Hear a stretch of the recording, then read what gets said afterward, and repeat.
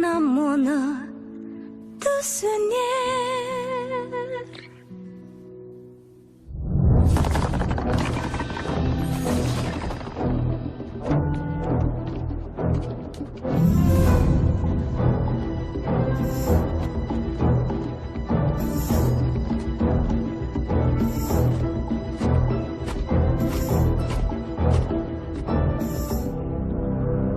Мәссаған, бүкіл төңірек көз алдыңда. Райдер, жүрсіңш. Қазір. Иә, маған ұнап тұр. Менің де сарайым болса ғой. Бәрі ойдағыдай болса, сарай ешқайда қашпас.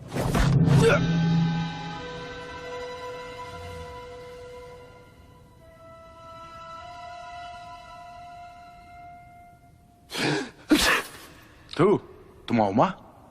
Иә. Ей, тоқта! Ей, тоқта деймін!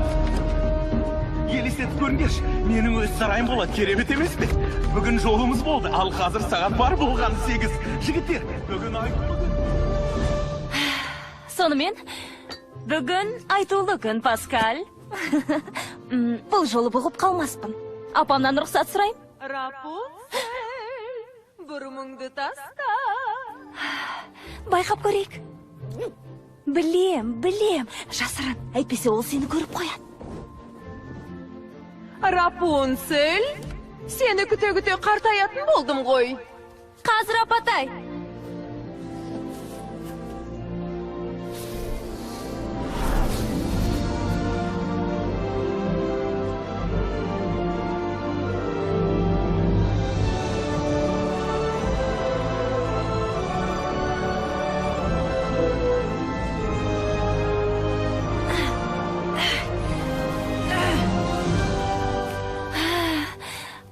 Қош келдіңіз, апатай. Рапунцель, алтыным менің. Құдайдың құтты күні мені шашымен көтеріп аласың. Саған ауыр шығар, я қызым. Ау, ештеңе етпейді. Ендеше неге күттіріп қоясың? Қалжыңдағаным ғой.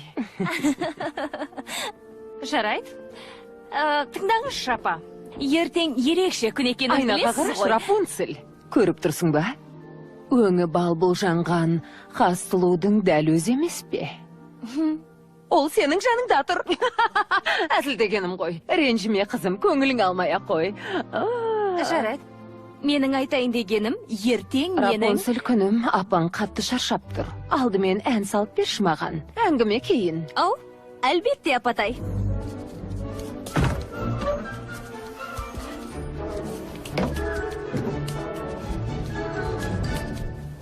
Нұр шашқан сәуле түнекте жолда бар, аңсаған өзің тілегім менің. Жараны емде шуақ шаш өмірге аңсаған өзің тілегім менің.